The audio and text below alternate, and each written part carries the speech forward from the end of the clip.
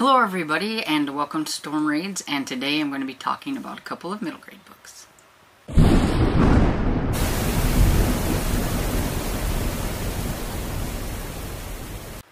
So I guess you could call this kind of like a recent reads, because I recently read a couple of middle grade books and I thought I would just go ahead and do kind of a review video on both of the middle grade books. Both of them would fit into the middle grade March, and one of them fits in with March Mystery Madness. The first one I have is A Royal Conundrum by Lisa Yee, and the illustrator is Dan Santat. And this one is the first book in the Misfit series. And this one is about Olive, who she's kind of a misfit on her own and everything, and things don't go her way, but it's not always her fault. And one day she goes to school and finds out that everything, like, she's been erased, everything's gone.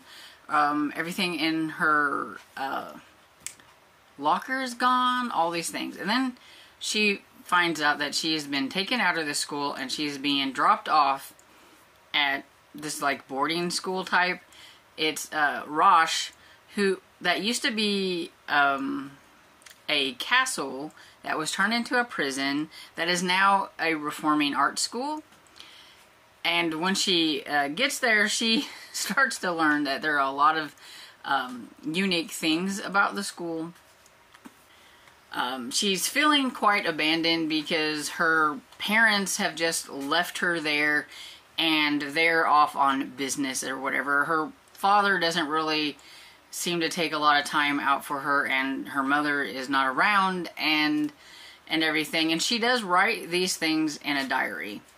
And when she gets to the school, she finds out that her luggage has gotten mixed up with her mother's luggage, and so she has her mother's clothes, and that means that her mother and her father have her diary. So she is so worried that they're going to read her diary and find out all the things that she has talked about them. But she doesn't have time to worry about that, because she learns that she has to go take a conundrum, and a conundrum is a test to see if she fits in with this place and that she can stay. Well, she's hoping that she passes, because where else is she going to go? And she does end up, of course, passing. It's a strange test. She's really worried about it, and then it asks questions like, you know, if you were in this situation, what would you do? If you had to do this one thing, what would you do? And things. And she's thinking, you know, a test is going to be like, you know, mathematics and English and science. But no, it's not that kind of test. And then she gets told that she's going to be put into Pod 101, I think it is. And she goes there and, you know, she doesn't necessarily fit in with everybody that's in this Pod 101. And then they have to go to this other testing, and it's the gymnastics spora, I think that's what it's called, or something like that, where she meets a couple of really strange teachers there that are going to put them through kind of an obstacle course. And most of them think of it as like a competition.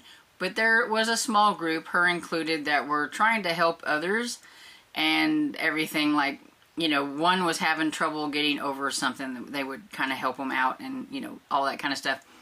Well, the ones that, you know, were kind of snooty and all that stuff were saying that they were cheaters and everything.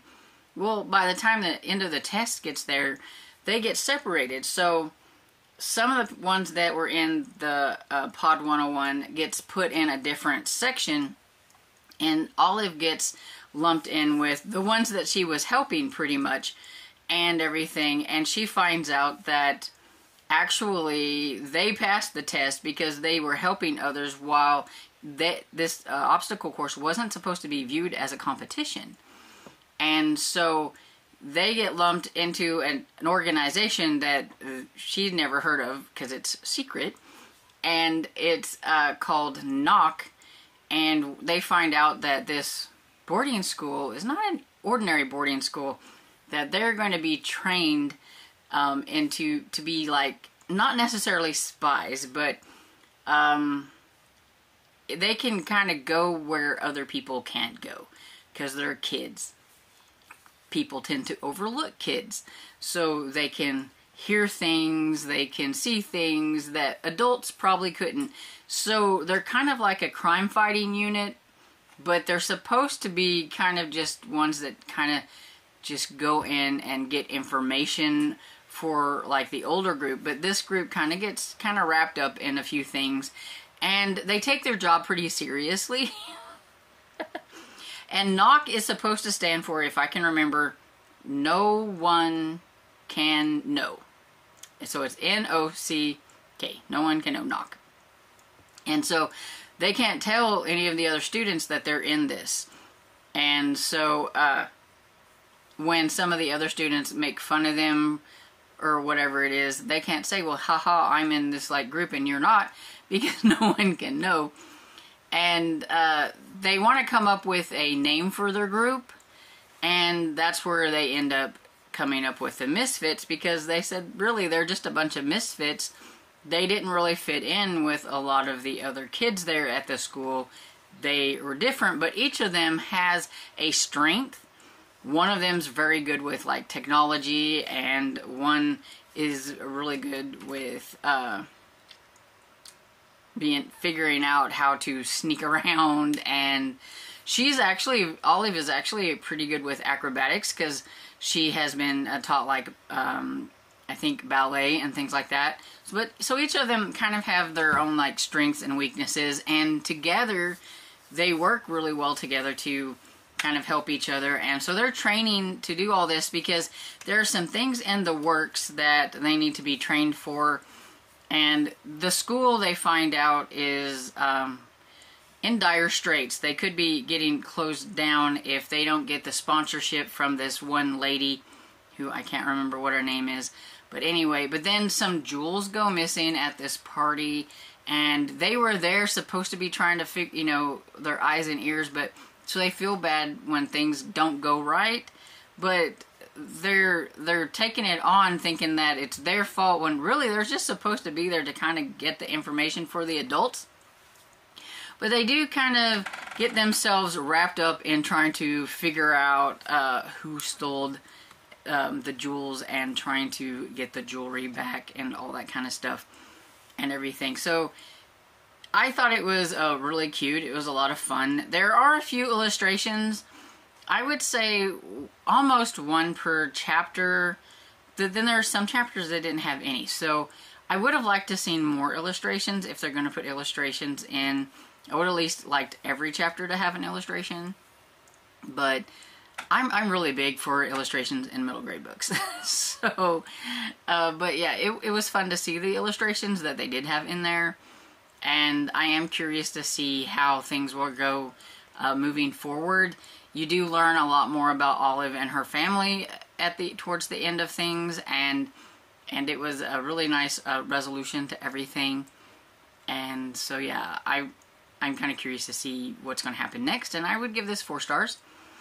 And then the next one I have is my first Gordon Corman book. And so everybody's told me that Gordon Corman's really good and that they can't believe that I like middle grade books and I've never read Gordon Corman.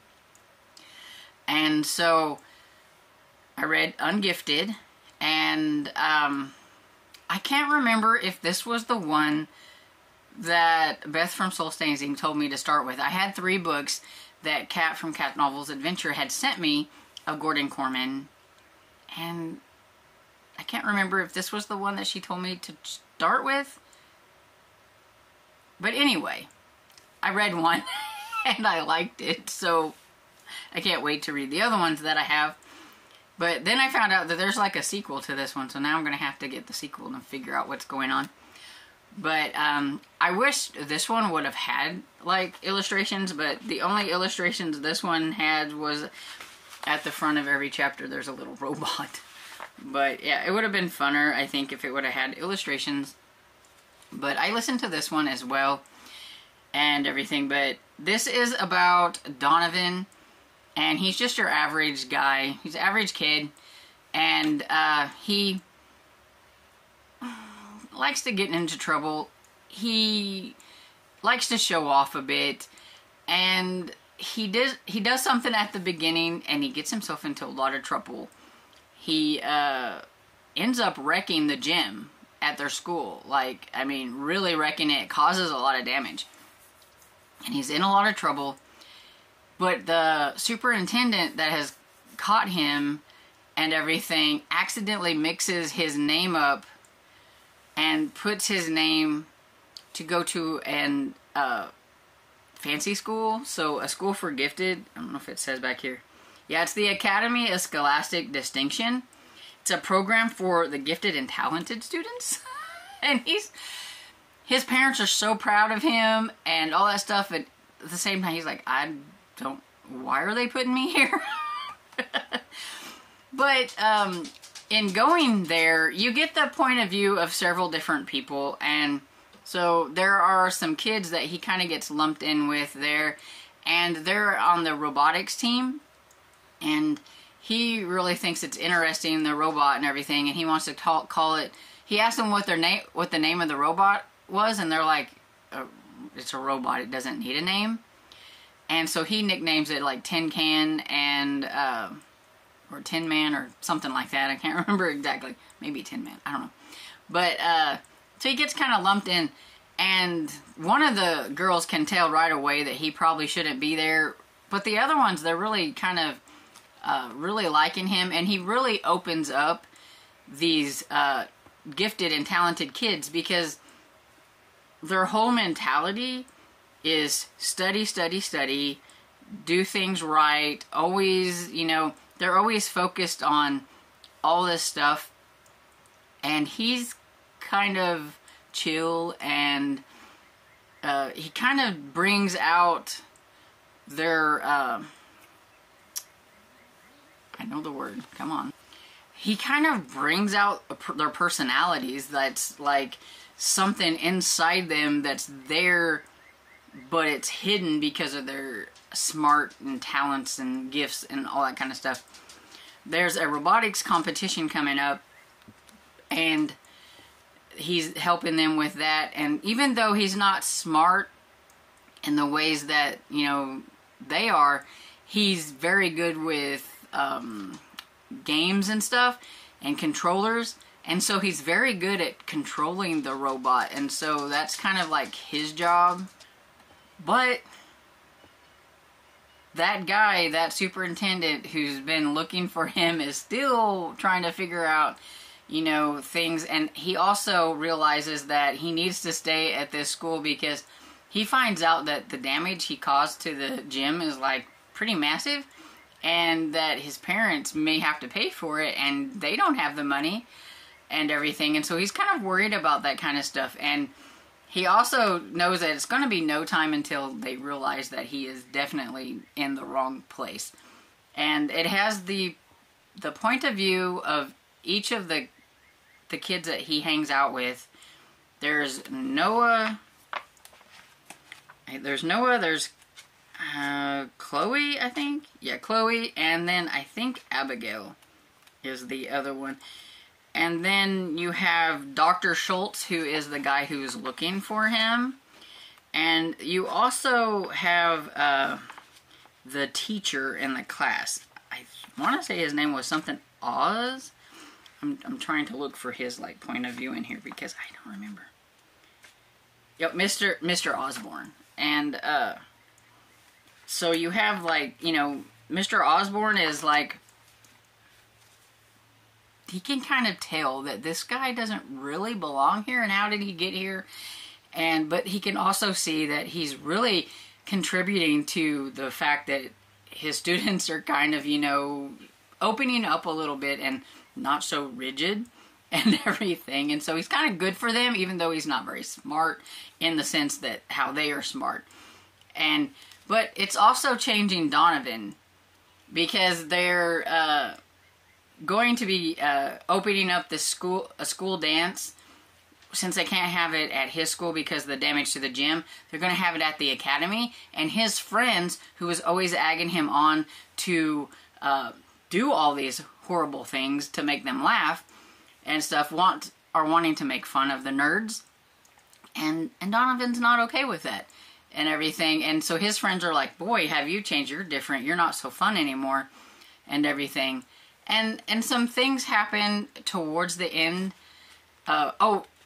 He finds out that these smart kids may have to have summer school because their teacher forgot to make sure that they had a,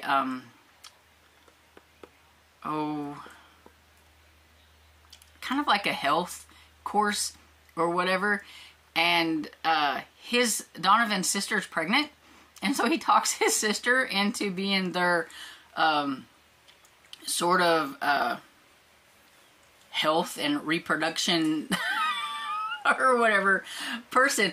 They get to go and see the ultrasounds, and they're learning these things about, you know, pregnancy and stuff like that, which would help them get this credit that they need so that they don't have to go to summer school. Because, I mean, how on earth would they explain these gifted kids having to go to summer school? Because, you know, summer school is supposed to be for those who need extra work or whatever because they did bad on something, not the gifted students. So it was kind of funny because Katie at first, she's like, I can't believe you're making me do this. But then she kind of gets wrapped up with them and everything too. And so, yeah, so that was kind of fun having her in there. It was a lot of fun.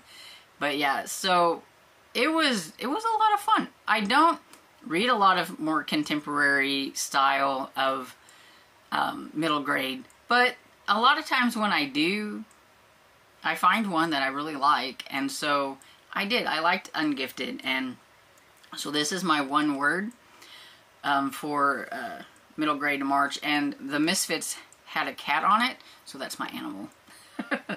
So that's the way they fit. Misfits would have fit with March Mystery Madness because it had a mystery element to it and everything. But that's my 2 books. And oh, I gave this one 4 stars as well. And since it's middle grade, I thought I would do this small little book haul. I have 3 books, all from the same author. But I found these, and I think I paid maybe about $2.35, somewhere around there altogether. But what I thought was like really interesting about these is they're all signed. A couple of them are actually inscribed to Larry, but they are signed by the author and dated, and it was 2002. So this is Wolf Shadows by Mary Casanova. I've never read this author before. This is a Hyperion book. It's a, I think, yeah, it's 1998, but this is a first Hyperion paperback edition from 1999.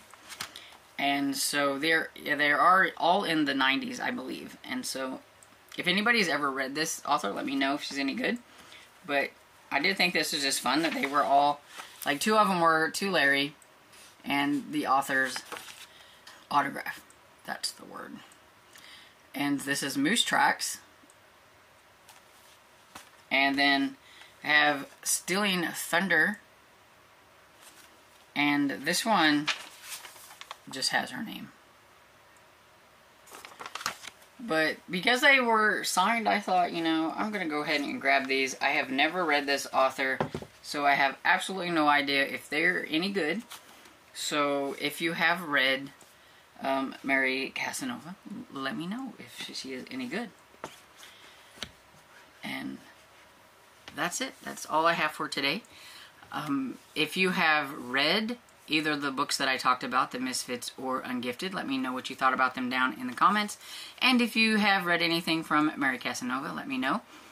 And I hope you enjoyed this video, and if you did, please give it a thumbs up and subscribe. I will see you all in the next video. Bye.